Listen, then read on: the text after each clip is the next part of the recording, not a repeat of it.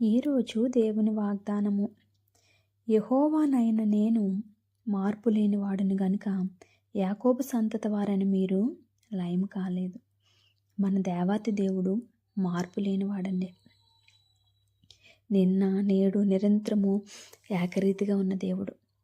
అందుకే దేవుని ప్రజలుగా మనము ఎన్నిసార్లు ఆయన్ని గాయపరిచినప్పటికీ, ఆయన నుండి మనము దూరంగా పారిపోయినప్పటికీ, ఆయనకి విరోధంగా మనం ఉన్నప్పటికీ ఆయన మనల్ని క్షమిస్తున్నాడే తప్ప కానీ మనల్ని లయము చేయడం లేదండి. అంత గొప్ప దేవుడు మన దేవుడు. సైన్యములకు అధిపతి యెహోవా ఇలాగ సెలవిస్తున్నాడంట.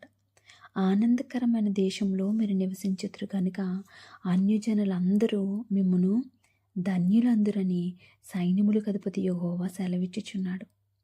చూసారా, అన్యజనుల నోటి నుండే దేవుని బిడ్డలుగా మనము ధన్యులమని మాట పలికేలా దేవుడు చేస్తాడంట.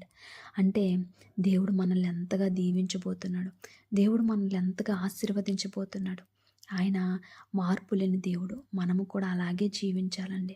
మన పరిస్థితులు బట్టి మనం కృంగిపోకూడదు. మన స్థితిగతులు బట్టి మనము గొప్పకి వెళ్ళకూడదు. దేవుడు ఉన్నత స్థితిలో ఉంచినప్పుడు మనం గర్వపడకూడదు. కానీ ఎప్పుడు కూడా మనం ఒకేలా జీవించాలి. ఆయన వాక్యానికి లోబడి జీవించాలి. ఆయన చిత్తానికి తల వంచేవారుగా మన అందరము ఉండాలని, ఆయన ఎట్టి రీతిగా అయితే మార్పు లేని దేవుడు, ఎప్పుడు ఒకేలాగా ఉండే దేవుడు, మనము కూడా అట్టి రీతిగా ఉండాలని దేవుడి కొద్ది మాటల్ని దీవించి ఆశీర్వదించును గాక. ఆమేన్.